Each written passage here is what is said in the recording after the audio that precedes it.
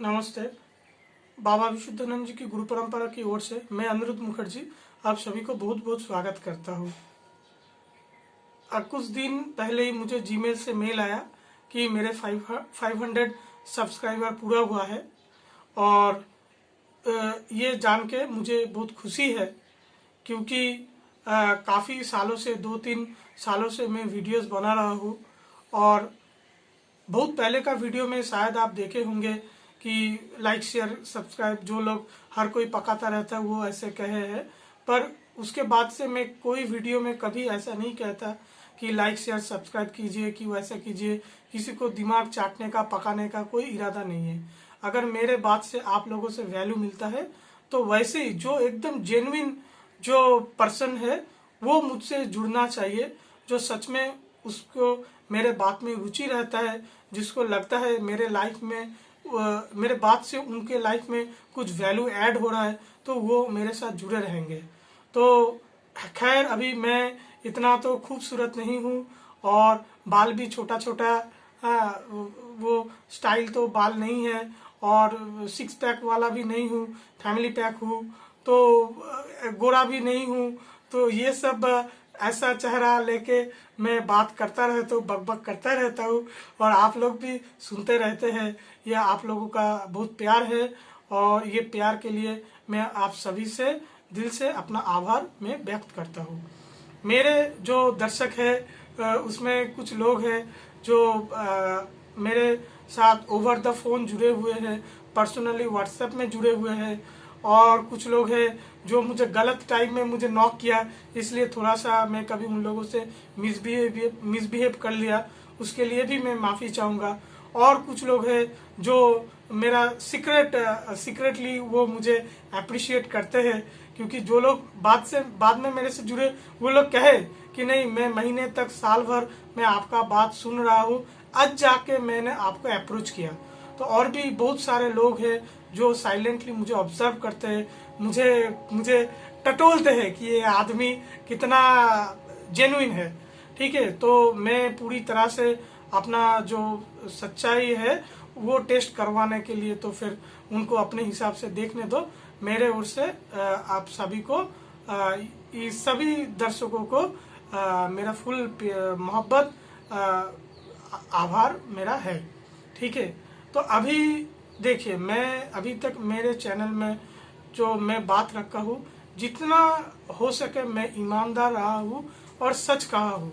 अभी सच कहने के लिए हिम्मत चाहिए और सच सुनने के लिए और हिम्मत चाहिए और सच सुनने के बाद उस सच से सच के साथ खड़ा होना के लिए भी और हिम्मत चाहिए।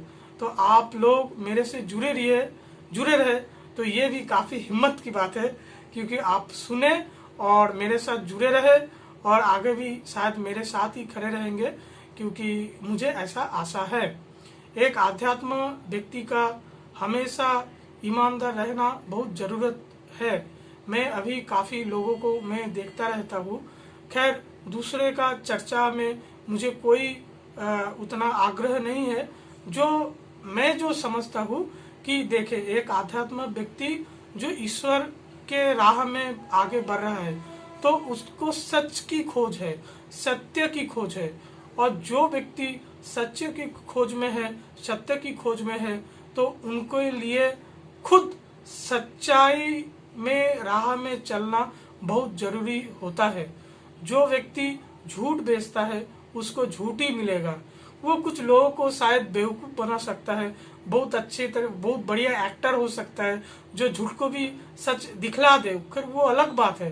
पर अगर आप समझते हैं कि अपने जीवन में जो मनुष्य जीवन आपको मिला है ये एक दुर्लभ अवसर है और ये अवसर को आपका पूरा फायदा आपको लेना है। अब सच की खोज में है, सत्य की खोज में है, ईश्वर के मार्ग में है, तो आपके लिए ये बहुत जरूरी रहता है आप ईमानदार रहे। दूसरे से ईमानदारी अपेक्षा करने से पहले आप दूसरे को ईमानदारी दीजिए। तो मैं आप लोगों से वही आग्रह रहेगा। सत्य कैसा होता है, मन में जो बात चलता है वही बात आपके मुंह जबान भी होना चाहिए। जो बात आप कहते हैं वो बात आपके जीवन के दैनंदिन कर्म में वो अप्लाई होना चाहिए। रिपीट कर रहा हूँ, जैसा आपका मन का सोच वही मुंह में आना चाहिए। मुंह में अलग बात चल रहा है, मन में अलग बात चल रहा है, काम कुछ दूसरा कर रहे हैं, ऐसा कतई होना नहीं चाहिए। अगर आप ये करते हैं और आपको लगता है कि आप अपने प्रोफेशनल लाइफ में, सोशल लाइफ में सक्सेसफुल है, ठीक, वो सक्सेसफुल टेम्पोररी सक्सेस है। आप निश्चिंत रहे। बहुत वो जो बुदबुदा होता है ना, बुदबुदा में वो रामधनु खिलता है, वो अच्छा लगता है, पर बुदबुदा फुस हो जाता है। जो सच्चाई है वही आखिर तक टिकी रहता है। तो इसलिए एक ईमानदार व्यक्ति को ऐसा होना चाहिए। तो जैसा मैं अपने चैनल में हमेशा मैं कहा हूँ कि ये तो रहेगा। और दूसरा क्या है कि एक मैं काफी आध्यात्म किताब में पढ़ा हुआ हूँ कि जो आध्यात्मिक व्यक्ति है उसको किसी अलग तरह से पोर्ट्रेट गया है। मतलब वो खाता पीता नहीं है, उसका सोने का कुछ नहीं है, वो कैसा कैसा है। तो मुझे ये धारणा को तोड़ना है। आध्यात्मिक व्यक्ति मतलब he or she should not be a loser in his or her professional life। व्यावहारिक जीवन में उनको उतना ही सफल होना चाहिए। और आध्यात्मिक व्यक्ति को भीख मांगना ऐसा वो नहीं होना चाहिए। त्रैलंग स्वामी जी का कोई किताब है उमाशंकर मुखोपाध्याय करके, जहाँ पे त्रैलंग स्वामी जी उमाशंकर जी को कह रहे हैं कि हमारे जीवन में जो काम हम कर रहे हैं अगले जन्म में वही चीज कैरी फॉरवर्ड होता है। जो व्यक्ति आज के जीवन में ज्ञानी है अगले जन्म में भी वो ज्ञानी होगा। जो कोई अच्छा गाना बजाता है अगले जन्म में भी वो अच्छा गाना बजाना आप देखेंगे। ऐसा क्यों होता है कि बहुत छोटा सा बच्चा है, बहुत बढ़िया गाता है, मेरा उम्र कितना कम है, अभी 20 साल हो गया, मैं आध्यात्मिक जीवन यापन कर रहा हूँ। ऐसा सोच कहाँ से आया? मेरा पिछले जन्म का कर्म है। इस जन्म में कोई बच्चा जन्म लेता है गरीब के घर में, कोई बच्चा जन्म लेता है धनी के घर में। किसी को उनको परिवार अच्छा मिलता है, किसी को परिवार बुरा मिलता है। तो जो जैसा हमारा कर्म है वही चीज कैरी फॉरवर्ड होता रहता है। हम अपने परिवार वाले को प्यार देंगे, हमें भी प्यार मिलेगा। हम ईमानदारी देंगे, ईमानदारी मिलेगा। दूसरों के लिए कुछ अच्छा सोचेंगे, मुझे ऐसा लोग मिलेंगे जो मेरे लिए अच्छा सोचेंगे। जैसा कर्म वैसा फल। तो आध्यात्मिक जीवन कोई 5 10 साल 20 साल का तो नहीं है। हमारा ज्ञानगंज गुरु परंपरा जो है वो 100 of 100 years का है। तो अभी 100 of 100 years का अगर जर्नी हमको करना है तो हमारा सोच विचार कैसा रहना चाहिए कि खान पान मिलता रहे, रहने का सुविधा मिलता रहे। अभी रहने का सुविधा या खाने पीने का सुविधा ये दूसरों के भीख से वो तो नहीं चाहिए। वो टेम्पोररी सॉल्यूशन हो सकता है, परमानेंट सॉल्यूशन नहीं है। तो इसलिए हमको मरना है जेब में पैसे रखे कि अगले जन्म में जब आना है कि दूसरे कहीं भी उधर भी हमारे लिए पैसा जमा रहना चाहिए। हमारा जो सोच है, हमारा जो कर्म है, जैसा वो रहेगा वैसे ही कैरी फॉरवर्ड होता रहेगा। और दूसरी तरीके से हमारा जो आध्यात्मिक जीवन है, आध्यात्मिक कर्म है, वो भी कैरी फॉरवर्ड होता रहेगा। हमको कोई जल्दी नहीं है, हमको कोई टारगेट नहीं है, कुछ नहीं है। भगवान का नाम लेते हैं, वो नाम हमको मजे से लेना है। जैसा कि आप एक कहानी पढ़े होंगे कि नारद जी जा रहे हैं और कोई मुनि उनको कठोर तप कर रहे हैं। तो कठोर तप वाला व्यक्ति पूछ रहा है, आप भगवान विष्णु को थोड़ा सा पूछिए कि मुझे कितने जन्म में मुक्ति मिलेगा। तो वो नारद जी भगवान विष्णु को पूछे कि बोले इनको 4 साल तक, 4 जन्म तक, उनको 4 जन्म के बाद उनको मुक्ति मिलेगा। तो जो कठोर तप कर रहे हैं उनको तो काफी दुख हुआ, अरे बाप रे, और भी 4 जन्म तक मुझको तप करना है। और एक दूसरा बंदा वो पास में था, वो भी भगवान का नाम ले रहा था। तो उनको नारद जी को पूछे कि आप भी भगवान विष्णु जी को पूछ के बताओ कि मुझे कितने जन्म तक तप करना है। नारद जी जाके पूछे तो भगवान विष्णु जी ने बताया कि उनको जाकर बोले कि जो पेड़ के नीचे बैठ के वो भगवान का नाम ले रहा है, वो सभी पत्ता वो पेड़ में जितना पत्ता है वो पत्ते के हिसाब से उतना जन्म उनको लेना है, तब जाके शायद उनको मुक्ति मिले। और वो व्यक्ति बहुत खुशी हो गया, बहुत आनंद हो गया, अरे मुझे इतना जन्म मिलेगा भगवान का नाम लेने के लिए। बहुत खुश हो गए और नारद जी के धन्यवाद दिए, भगवान विष्णु को धन्यवाद दिए। और भगवान विष्णु तभी प्रकट हुए, बोले अभी तुम मुक्त हो गए हो, ठीक है। तो वो बंदा मुक्त हो गया। उनको मन में प्रसन्नता था कि नहीं, मैं भगवान का नाम में ले रहा हूँ, इतना अवसर मुझे मिल रहा है।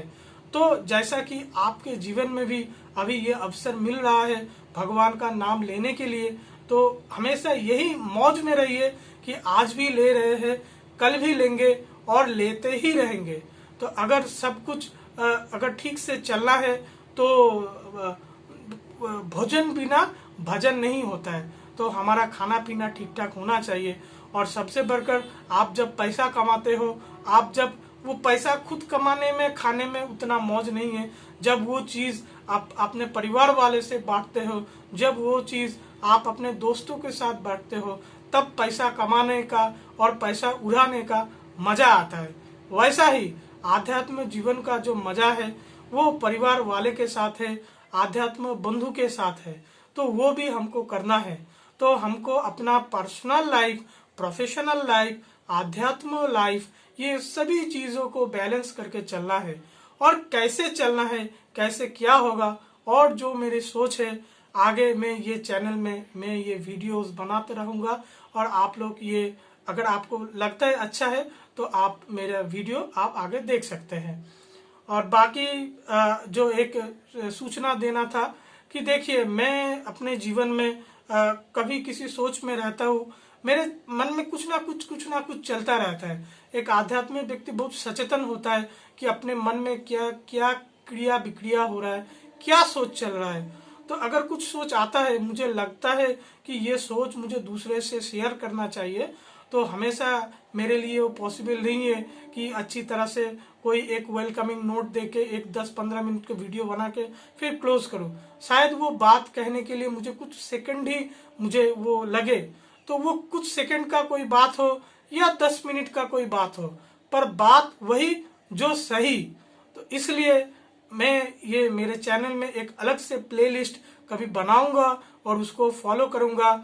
उसका नाम होगा सही बात। सही बात का जो सीरीज है वो सीरीज भी आप फॉलो कर सकते हैं, जहाँ पे आगे आपको पता चलेगा मेरे मन में अगर कोई कुछ सोच है, वो सोच मेरे खुद की हो सकता है, वो सोच किसी दूसरे संत महात्मा का भी हो सकता है, कभी मैंने पढ़ा हो और वो चीज मेरे मन में दिमाग में वो घूमता रहता हो, मैं बहुत खुशी खुशी अपना सोच में दूसरे के साथ मैं शेयर करता हूँ। उसमें कोई छुपन छुपाई का बात नहीं है। तो ये वीडियो आज यही तक ही रहेगा। मैं फिर से आप सभी को बहुत शुक्रिया अदा करना चाहता हूँ। और मुझे ये बात भी थोड़ा सा मैं ऐड कर लेता हूँ कि देखिए, मेरे लिए कुछ मामलों में वॉल्यूम इतना इम्पोर्टेंट नहीं रखता है। 500 सब्सक्राइबर हुआ, ये मेरे लिए अच्छी बात है, पर उससे भी अच्छी बात तभी होगा अगर 500 सब्सक्राइब करके भी छोड़ के अगर 5 आदमियों का जीवन मेरे वजह से बदला होगा, मेरे वजह से उनके जीवन में आध्यात्म कर्म में गति आया, वो मेरे लिए जीवन का सबसे बड़ा महत्व वो रखता है। रिश्तों के मामले में मैं वॉल्यूम में इतना प्रायोरिटी नहीं देता, मैं क्वालिटी में प्रायोरिटी देता हूँ। तो इसलिए बस ये मेरा वो क्या चल रहा है, अगर वही देखना है तो मैं इसमें मैं उतना इत्तेफाक नहीं रखता हूँ। मुझे बहुत खुशी होगा आप अगर मेरे बात से अगर आप कुछ अपने जीवन में वैल्यू ऐड कर पाए और वो चीज़ को प्रैक्टिकली इम्प्लीमेंट कर पाए, तब जाके मुझे बहुत खुशी होगा। मुझे उतना परवाह तो नहीं है कितना सब्सक्राइबर हुआ, फिर भी आप लोग मेरे से जुड़े रहे, मैं आप लोगों को मेरा आभार व्यक्त करता हूँ। आपका जीवन में बहुत सब कुछ अच्छा रहे, खुशहाली रहे। अभी के लिए नमस्ते।